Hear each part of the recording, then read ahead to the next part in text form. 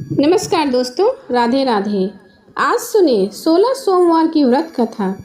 एक बार पृथ्वी पर भ्रमण करने की इच्छा से भगवान शिव और माता पार्वती अमरावती नगर पहुँचे।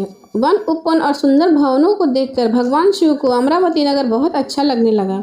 उन्होंने कुछ दिन उसी नगर में रहने के लिए माता पार्वती से अपने मन की बात कही।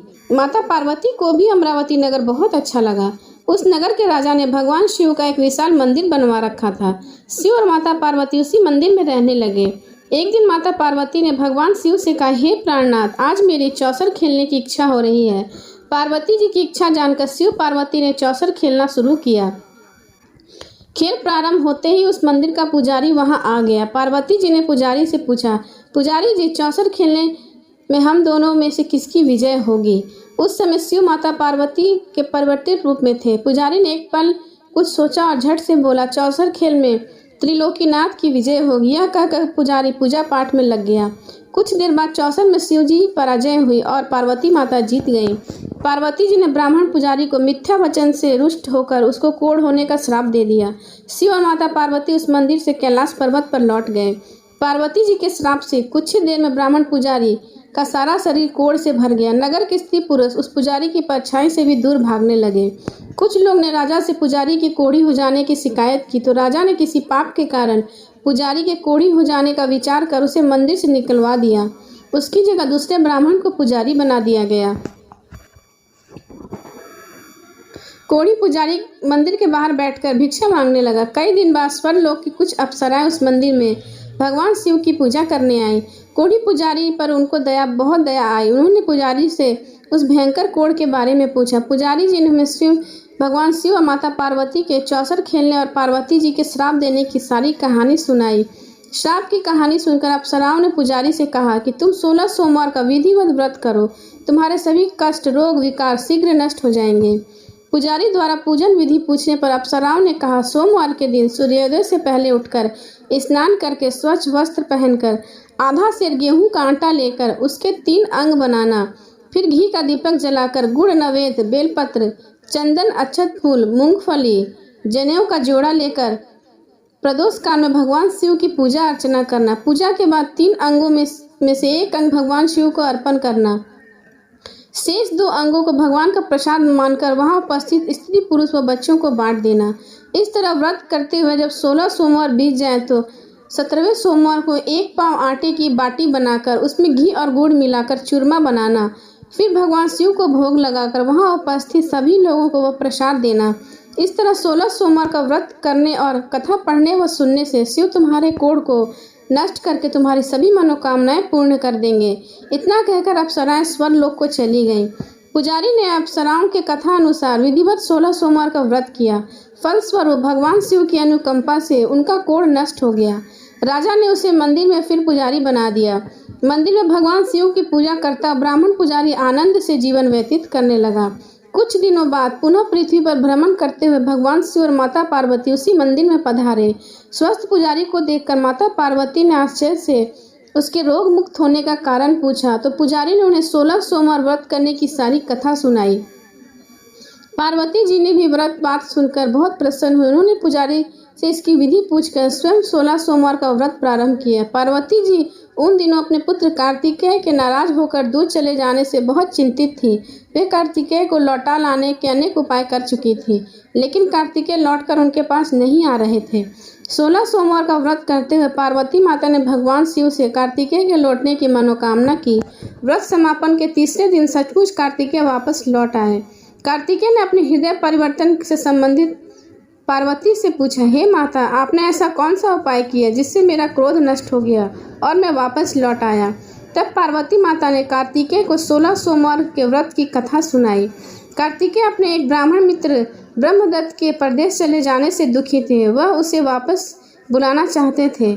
उसको वापस लौटाने के लिए कार्तिकेय ने 16 सोमवार का व्रत करते हुए ब्रह्मदत्त को वापस लौट आने की कामना प्रकट की। व्रत के समापन के कुछ ही दिनों बाद वह मित्र लौट आया। ब्रह्मदत्त के लौटकर कार्तिकेय से पूछा, प्रिय मित्र, तुमने ऐसा कौन सा उपाय किया जिससे परदेश में मेरे विचार एकदम परिवर्तित हो गए और मैं तुम्हारे स्मरण करते हुए लौट आया? कार्तिकेय ने अपने मित्र को भी 16 सोमवार व्रत की कथा विधि सुनाई। ब्राह्मण मित्र व्रत के बारे में सुनकर बहुत खुश हुआ। उसने भी व्रत करना शुरू कर दिया। 16 सोमवार व्रत का समापन करने के बाद ब्रह्मदत्त यात्रा पर निकला। कुछ दिनों बाद ब्रह्मदत्त एक नगर में पहुंचा। नगर के राजा हर्षवर्धन की बेटी राजकुमारी गुंजन का स्वयंवर हो रहा था। उस स्वयंवर में अनेक राजाओं के राजकुमार आए थे। स्वयंवर में राजा हर्षवर्धन की हथनी जिसके गले में जयमाला डाल देगी, उसी के साथ राजकुमारी का विवाह होना था। ब्रह्मदत्त भी उत्साहपूर्वक महल में चला गया। वहाँ कई राज्यों के राजकुमार बैठे थे। तभी एक सजी धजी हथनी सूंड में जयमाला लिए वहाँ आई। उस हथनी के पीछे राजकुमारी गुंजन दुल्हन की वेशभूषा में चल रही थी। हथनी ने ब्रह्मदत्त के गले में जयमाला डाल दी। फलस्वरूप राजकुमारी का विवाह ब्रह्मदत्त से हो गया। 16 सोमवार के व्रत के प्रभाव से ब्रह्मदत्त का भाग्य बदल गया। ब्रह्मदत्त को राजा ने बहुत सा धन और स्वर्ण आभूषण देकर विदा किया। अपने नगर में पहुंचकर ब्रह्मदत्त आनंद से रहने लगा। एक दिन उसकी पत्नी गुंजन ने पूछा, हे प्राणनाथ, आपने ऐसा कौन सा शुभ कार्य किया था जो उस हथिनी ने राजकुमारों को छोड़कर आपके गले में जयमाला डाल दी? तब ब्रह्मदत्त ने 16 सोमवार व्रत की सारी कहानी अपनी पत्नी को बताई। अपने पति से 16 सोमवार का महत्व जानकर राजकुमारी गुंजन ने पुत्र की इच्छा से 16 सोमवार का व्रत किया। निश्चित समय पर भगवान शिव की अनुकंपा से राजकुमारी एक सुंदर व स्वस्थ पुत्र उत्पन्न हुआ। पुत्र का नामकरण गोपाल के रूप में हुआ। दोनों पति पत्नी सुंदर पुत्र को पाकर बहुत खुश हुए। पुत्र ने भी माँ से एक दिन प्रश्न किया, मैंने तुम्हारे ही घर जन्म लिया, इसका क्या कारण है? माता गुंजन ने पुत्र को 16 सोमवार व्रत की जानकारी दी और कहा कि भगवान शिव के आशीर्वाद से ही तू मुझे मिला है। गुणी व सुंदर पुत्र तू हुआ है। व्रत का महत्व जानकर गोपाल ने भी व्रत करने का संकल्प किया। गोपाल जब 16 वर्ष का हुआ तो उसने राज्य पाने की इच्छा से 16 सोमवार का विधिवत व्रत किया। व्रत समापन के बाद गोपाल घूमने के लिए समीप के नगर में गया। उस नगर के राजा के महामंत्री राजकुमार के विवाह के लिए सुयोग्य वर तलाश कर रहे थे। राजा ने गोपाल को देखा तो बहुत प्रसन्न हुए। फिर गोपाल से उसके माता पिता के संबंध में बातें की। उसे अपने साथ महल ले गए। वृद्ध राजा ने गोपाल को पसंद किया और बहुत धूमधाम से राजकुमारी का विवाह उसके साथ कर दिया। 16 सोमवार के व्रत करने से गोपाल महल में पहुंचकर आनंद से रहने लगा। 2 वर्ष बाद राजा का निधन हो गया तो गोपाल को उस नगर का राजा बना दिया गया। इस तरह 16 सोमवार के व्रत से गोपाल के राज्य पाने की इच्छा पूर्ण हो गई। राजा बनने के बाद भी गोपाल विधिवत 16 सोमवार का व्रत करता रहा। व्रत के समापन पर 17वें सोमवार को गोपाल ने अपनी पत्नी मंगला से कहा कि व्रत की सारी सामग्री लेकर वह समीप के शिव मंदिर पहुंचे। मंगला ने पति की बात की परवाह न करते हुए सेवकों द्वारा पूजा की सामग्री भिजवा दी। मंगला स्वयं मंदिर नहीं गई। जब गोपाल ने भगवान शिव की पूजा पूरी की तो आकाशवाणी हुई, हे राजन, तेरी रानी मंगला ने 16 सोमवार व्रत का अनादर किया है, सो रानी को महल से निकाल दे, नहीं तो तेरा सारा वैभव नष्ट हो जाएगा, तू निर्धन हो जाएगा। आकाशवाणी सुनकर गोपाल बुरी तरह चौंक पड़ा। उसने तुरंत महल में पहुंचकर अपने सैनिकों को आदेश दिया कि रानी मंगला को बंदी बनाकर ले जाओ और इसे दूर किसी नगर में छोड़ आओ।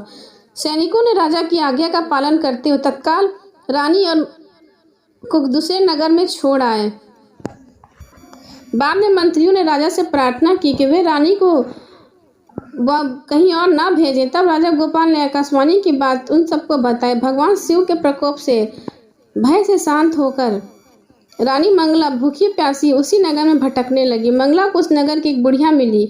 वह बुढ़िया सूत काट कर बाजार में बेचने जा रही थी, लेकिन उस बुढ़िया के सूत उठ नहीं रहा था। बुढ़िया ने मंगला से कहा, बेटी, यदि तुम मेरा सूत उठाकर बाजार तक पहुंचा दो तो सूत बेचने में मेरी मदद करो तो मैं तुम्हें धन दूंगी। मंगला ने बुढ़िया की बात मान ली, लेकिन जैसे ही मंगला ने सूत की गठरी को हाथ लगाया तभी जोर से आंधी चली और गठरी खुल जाने पर सारा सूत आंधी में उड़ गया। मंगला को मनहूस समझकर बुढ़िया ने उसे दूर चले जाने को कहा। मंगला चलते चलते नगर की एक तेली के घर पहुंची। उस तेली ने तरस खाकर मंगला को अपने घर में रहने के लिए जगह दे दिया, लेकिन तभी भगवान शिव के प्रकोप से तेली के तेल से भरे मटके एक एक करके फूटने लगे। तेली ने मंगला को मनहूस जानकर तुरंत घर से निकाल दिया। भूखी प्यासी रानी वो वहां से आगे की ओर चल पड़ी। रानी ने एक नदी पर जल पीकर अपनी प्यास शांत करनी चाहिए तो नदी का जल उसके स्पर्श से सूख गया। अपने भाग्य को कोसती हुई रानी आगे चल दी। चलते चलते रानी एक जंगल में पहुंची। उस जंगल में एक तालाब था, उसमें निर्मल जल भरा हुआ था। निर्मल जल देखकर रानी की प्यास तेज हो गई। जल पीने के लिए रानी ने तालाब की सीढ़ियां उतरकर जैसे ही जल को स्पर्श किया तभी उस जल में असंख्य कीड़े उत्पन्न हो गए। रानी ने दुखी होकर उस गंदे जल को पीकर अपनी प्यास शांत की। दोपहर की धूप से परेशान होकर रानी एक पेड़ की छाया में बैठकर कुछ देर आराम करने लगी तो उस पेड़ के पत्ते पल भर में सूखकर बिखर गए। रानी दूसरे पेड़ के नीचे जाकर बैठी तो उस पेड़ के पत्ते भी गिरने लगे। रानी के तीसरे पेड़ के पास पहुंची तो वह पेड़ नीचे गिर गया। पेड़ों के विनाश को देखकर वहां पर गायों को चराते ग्वाले बहुत हैरान हुए। ग्वाले ने मनहूस रानी को पकड़कर समीप के मंदिर के पुजारी के पास ले गए। रानी के चेहरे को देखकर ही पुजारी जान गए कि रानी अवश्य किसी बड़े घर की है, भाग्य के कारण दर दर भटक रही है। पुजारी ने रानी से कहा, पुत्री तुम कोई चिंता नहीं करो, मेरे साथ ही इस मंदिर में रहो, कुछ ही दिनों में सब ठीक हो जाएगा। पुजारी की बातों से रानी को बहुत सांत्वना मिली। रानी उस मंदिर में रहने लगी, लेकिन समय और उसके भाग्य में कोई परिवर्तन नहीं हुआ। रानी भोजन बनाती तो सब्जी जल जाती, आटे में कीड़े पड़ जाते, जल में बदबू आने लगती। पुजारी भी रानी के दुर्भाग्य से बहुत चिंतित हुए। बोले, हे पुत्री, अवश्य ही तुझसे कोई अनुचित काम हुआ है, जिसके कारण देवता तुझसे नाराज होकर तुझे इतने कष्ट दे रहे हैं। पुजारी की बात सुनकर रानी ने अपने पति के आदेश पर मंदिर न जाकर शिव की पूजा नहीं करने की सारी कथा सुनाई। पुजारी ने कहा, अब तुम कोई चिंता नहीं करो, कल सोमवार है और कल से तुम 16 सोमवार का व्रत करना शुरू कर दो। भगवान शिव अवश्य तुम्हारे दोषों को क्षमा करके तुम्हारे भाग्य को बदल देंगे। पुजारी की बात मानकर रानी ने 16 सोमवार का व्रत प्रारंभ कर दिया। सोमवार के व्रत करके विधिवत शिव की पूजा अर्चना करके रानी व्रत कथा सुनने लगी। जब रानी के 17वें सोमवार को विधिवत व्रत का समापन किया तो उधर उसके पति राजा गोपाल के मन में रानी की याद आई। गोपाल ने तुरंत अपने सैनिकों को रानी मंगला को ढूंढकर लाने के लिए भेजा। रानी को ढूंढते हुए सैनिक मंदिर पहुंचे तो रानी से लौटकर चलने को कहा। पुजारी ने सैनिकों से मना कर दिया और कहा। निराश होकर सैनिक लौट आए। उन्होंने राजा को सारी बात बताई। राजा गोपाल स्वयं मंदिर में पुजारी के पास पहुंचे और रानी को महल से निकाल देने के कारण पुजारी से क्षमा मांगी। पुजारी ने राजा से कहा, यह सब भगवान शिव के प्रकोप के कारण हुआ है, इसलिए रानी अब कभी भगवान शिव की पूजा की अवहेलना नहीं करेगी। पुजारी जी ने समझाकर रानी मंगला को विदा किया। राजा गोपाल के साथ रानी मंगला महल पहुंची। महल में बहुत खुशियां मनाई गई, पूरे नगर को सजाया गया। लोगों ने उस रात दिवाली की तरह घरों में दीपक जलाकर रोशनी की। ब्राह्मणों ने वेद मंत्रों से रानी मंगला का स्वागत किया।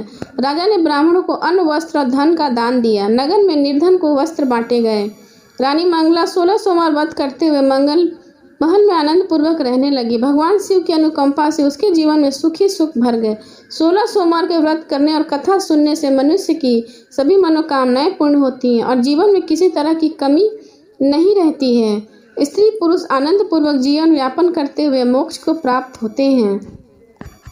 प्रेम से बोलिए माता पार्वती की जय, भगवान शंकर की जय।